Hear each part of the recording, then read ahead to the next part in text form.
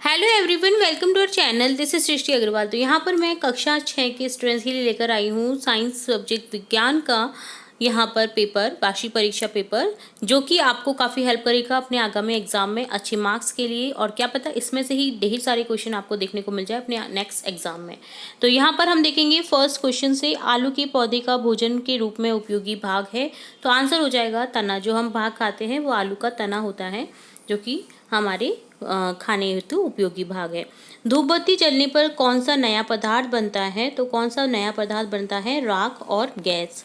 रेशों में धागा बनाने की प्रक्रिया क्या कहलाती है? कताई। गेट ऑफ एनिमल्स पुस्तक के लेखक कौन है? तो आंसर आ जाएगा, करेक्ट हो जाएगा अरस्तु। ऑप्शन द को करेक्ट करेंगे। फिफ्थ क्वेश्चन है, 1 सेंटीमीटर में कितने मिलीमीटर होते हैं? आंसर हो जाएगा 10 मिलीमीटर। विद्युत सेल का आविष्कार किसने किया था? आलेसांद्रो वोल्टा ने। वोल्ट इन्हीं से प्रचलित हुआ है, जो कि किलो वोल्ट, वोल्ट आप देखते होंगे ना, जो विद्युत धारा का मात्रक रहता है। सॉरी, विद्युत धारा नहीं, जो आपका किलो वोट प्रति आर, जो बिजली का भी जैसे बिल आता है तो भी उसमें भी देखा जाता है। तो यहाँ पर इसी से लिया गया है।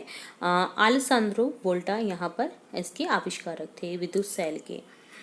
चुंबक में कितने ध्रुव होते हैं? आंसर हो जाएगा 2, उत्तरी ध्रुव और दक्षिणी ध्रुव। वायु में जल किस रूप में जाता है? जल वाष्प के रूप में। पर्वतारोही अपने साथ कौन सी गैस का सिलेंडर ले जाते हैं? ऑक्सीजन गैस का, क्योंकि जैसे जैसे ऊंचाई पर बढ़ते जाते हैं वैसे वैसे ऑक्सीजन की मात्रा कम होती जाती है। किसानों के मित्र कहलाते हैं केंचुए, जो कि भूमि को उपजाऊ बनाते हैं। रिक्त स्थानों की पूर्ति वाले प्रश्न लिखिए आप। 11 क्वेश्चन है। जो पदार्थ चुंबक की ओर आकर्षित होते हैं वे कहलाते हैं चुंबकीय पदार्थ। जल वाष्प को जल में परिवर्तन करने की प्रक्रम को क्या कहते हैं? संघनन।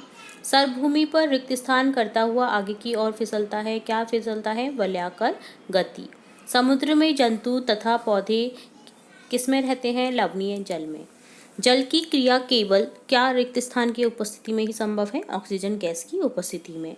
निम्न वाक्यों में से सत्य असत्य कथन को छांटिए। 16 क्वेश्चन है। जो जंतु केवल पादप खाते हैं उन्हें मांसाहारी कहते हैं, असत्य है।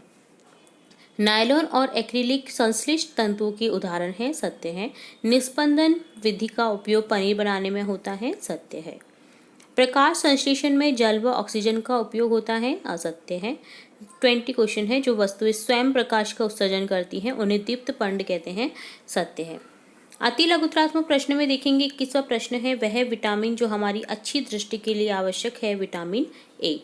निम्नलिखित में से चमकदार पदार्थों का चयन कीजिए। कांच की प्याली, प्लास्टिक का खिलौना, स्टील का चम्मच, सूती कमीज। कांच की प्याली और स्टील का चम्मच क्या है? चमकदार पदार्थ है। अदरवाइज दूसरे जो प्लास्टिक वगैरह रहते हैं वो चमकदार नहीं होते हैं। निष्पादन से क्या अभिप्राय है? निष्पादन पवन तथा वायु के द्वारा किसी मिश्रण के अवयवों को पृथक करने की विधि क्या कहलाती है? निष्पादन विधि। पुष्प के किस भाग से वह अंडाशय मिलता है? तो आंसर हो जाएगा अंडाशय पुष्प के स्वीकेसर में मिलता है। यह स्वीकेसर का सबसे निचला और उभरा भाग रहता है। कपाल की कौन सी अस्थि गति करती है? कपाल में निचला जबड़ा गति करता है। निम्नलिखित को लंबाई के बढ़ते परिणामों में व्यवस्थित कीजिए। तो यहाँ पर देखिए, सबसे पहले आ जाएगा मिलीमीटर, देन आ जाएगा centimetre, then metre, then kilometre. किसी अंधेरे कमरे में यदि आप अपने चेहरे के सामने कोई दर्पण रखें तो क्या आप अपने दर्पण में परावर्तन देखेंगे? नहीं, क्योंकि बिना प्रकाश के दर्पण में परावर्तन नहीं हो सकता।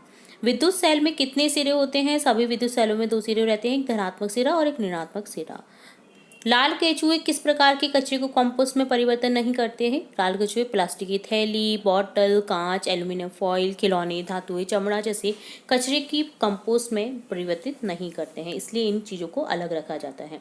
एक दर्जी कमीज में बटन टाँक रहा था, उसके हाथ से सुई फिसलकर फर्श पर गिर गई। क्या आप सुई ढूंढने में दर्जी की सहायता कर सकते हैं?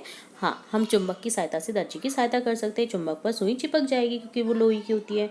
ठीक है। लघुत्रात्मक प्रश्न में है, पौधे में तने का क्या कार्य है? पौधे में तने के मुख्य कार्य निम्न प्रकार से हैं। तना जड़ों से जल खनिज लवणों को अवशोषित कर उन्हें पत्तियों तक पहुंचाता है। ये भोजन को पत्तियों से पौधे के रूप में अन्य भागों तक पहुंचाता है। ये पौधे को सहारा प्रदान करता है। नेक्स्ट 32 क्वेश्चन है पारदर्शी, अपारदर्शी और पारभासी वस्तु के विषय में लिखिए। तो आंसर हो जाएगा पारदर्शी में आ जाएगा ऐसी वस्तु जिनके आर पार देखा जा सकता है, पारदर्शी वस्तु कहलाती हैं। ये वस्तुएं प्रकाश को अपने में से होकर जाने देती हैं, जैसे कांच, ट्रेसिंग पेपर आदि। पारभासी ऐसी वस्तुएं जिनके आर पार तो देख सकते हैं पर स्पष्ट नहीं, पारभासी वस्तु कहलाती हैं। ये प्रकाश के कुछ भाग को ही अपने में से गुजरने देती है, जैसे वस्त्र, प्लास्टिक, स्टील आदि। अपारदर्शी आर पार नहीं देख सकते क्योंकि ये प्रकाश को अपने में से गुजरने नहीं देती, जैसे लकड़ी, पत्थर आदि। नेक्स्ट 33 क्वेश्चन है ऑक्सीजन और नाइट्रोजन गैसों के दो दो गुण लिखें। तो ऑक्सीजन के गुण लिखेंगे जैसे जलने में सहायक है, पौधे एवं जंतु श्वसन क्रिया में ऑक्सीजन का ही उपयोग करते हैं। नाइट्रोजन गैस की उपयोग लिखेंगे गुण, वायु का 4/5 भाग घेरती है, जलने में सहायक नहीं है। किसी ऐसी निर्जीव वस्तु का उदाहरण दीजिए जिसमें सजीवों के दो लक्षण दिखाई देते हों। तो है निर्जीव वस्तु में बादल, सजीवों के समान पाए जाने वाले लक्षण गति है और वृद्धि है, जबकि है निर्जीव। ठीक है। किसी व्यक्ति की लंबाई 1.65 मीटर है, उसे सेंटीमीटर मिलीमीटर में व्यक्त कीजिए। तो 1 मीटर में 100 सेंटीमीटर होता है, 1.65 मीटर में हो जाएगा 100 गुना 1.65, 166 सेंटीमीटर। चूंकि 1 मीटर बराबर 1000 मिलीमीटर होता है तो 1.65 मीटर हो जाएगा 1000 गुना 1.65, तो लंबाई हो जाएगी 1650 मिलीमीटर। नेक्स्ट निबंधात्मक प्रश्न 36वां प्रश्न है प्लास्टिक के अति उपयोग को कम करने के लिए हम क्या कर सकते हैं। तो जहां तक संभव है बिना किन्हीं दुष्प्रभाव के प्लास्टिक की थैलियों का पुनः उपयोग करना चाहिए। दुकानदारों से कागज की थैली देने का आग्रह करना चाहिए। बाजार जाते समय घर से कपड़े अथवा जूट का थैला साथ में लेकर जाना चाहिए। खाद्य पदार्थों के संग्रहण के लिए प्लास्टिक की थैलियों का उपयोग नहीं करना चाहिए। उपयोग के पश्चात प्लास्टिक की थैलियों को इधर उधर नहीं फेंकना चाहिए, नहीं जलाना चाहिए। कचरे की प्लास्टिक की थैलियों में भरकर बाहर नहीं फेंकना चाहिए। कचरे को कागज का पुनः चक्रण कर उपयोग में लेना चाहिए। विद्युत स्विच को उपयोग करने का क्या प्रयोजन है। कुछ विद्युत साधित्रों के नाम बताइए जिनमें स्विच उनके अंदर ही निर्मित होते हैं। तो आंसर आ जाएगा विद्युत स्विच एक सरल युक्ति उपकरण होता है जो विद्युत धारा के प्रवाह को रोकने या प्रारंभ करने के लिए विद्युत परिपथ को तोड़ने या पूरा करने के लिए इस्तेमाल किया जाता है। फ्रिज, कुकर, स्वचालित आयरन, सैंडविच मेकर, माइक्रोवेव आदि कुछ ऐसे विद्युत साचित्र हैं जिनमें स्विच उनके अंदर ही निर्मित होते हैं। 37वां प्रश्न है एक पत्ती की संरचना का सचित्र वर्णन कीजिए। तने पर हरी रंग की संरचनाएं पत्तियां कहलाती हैं, जो तने पर लगी रहती हैं। तो हरे रंग की संरचनाएं पत्ती कहलाती हैं। पत्ती का वह भाग जिसके द्वारा वह तने से जुड़ी रहती हैं किनखर है। क्या बोलते हैं? किनखर। पर्णवृंत कहलाता है। क्या कहलाता है? जो भाग तने से जोड़ता है पत्ती को, पर्णवृंत। पत्ती के चपटे हरे भाग को फलक कहते हैं। जो चपटा भाग होता है वो होता है फलक।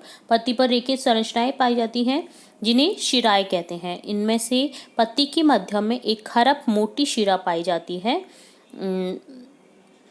जिसे मध्य शिरा कहते हैं। ठीक है, जो बीच में रेखा दिखाई देती है वो मध्य शिरा है। क्रीन उत्तर पत्तियों पर शिराओं द्वारा बनाए गए डिजाइन को शिरा विन्यास कहते हैं। क्या कहते हैं? शिरा विन्यास।